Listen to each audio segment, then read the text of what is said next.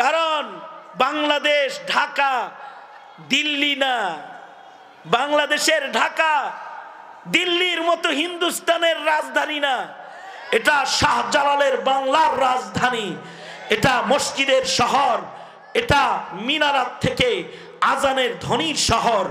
ঠিক কিনা? যারা আওয়াজ করে বলেন, এখান থেকে আজান ধ্বনিত হয়। 24 ঘন্টার ভিতরে সব ক্লিয়ার। অবশ্য অবশ্য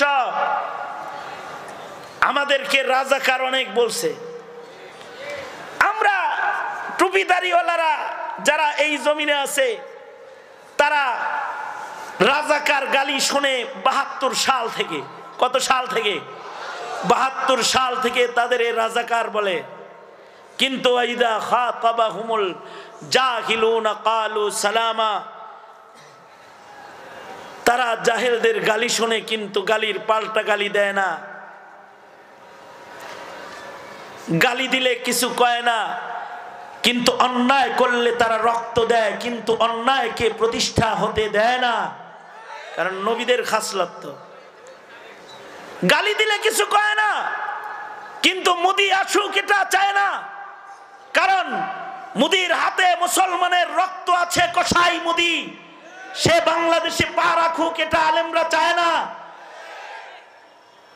আলেমরা আন্দোলন করলো, নরেন্দ্র মোদি কসাই বাংলাদেশে আসতে পারবে না। এই আন্দোলন ঠেকাতে গিয়ে মোদির প্রেমে ভালোবাসায় আলেমদেরকে গুলি করে হত্যা করলো, তাও মোদিকে এনে ছাড়লো। শহীদ করলো ব্রাহ্মণবাড়িয়ার রাজপথে, মুসলমানের লাশ পড়ল হাটহাজারিতে। রক্তাক্ত হলো বাংলাদেশ, এক অগ্নি রাজ্যে পরিণত হলো। ঢাকা শহরের রোডঘাট আন্দোলন হলো, মানুষকে গুলি করে করে মারা হলো।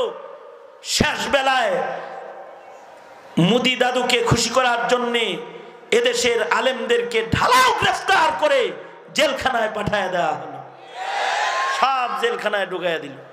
খুশি করলো কাকে? মোদিকে খুশি করলো।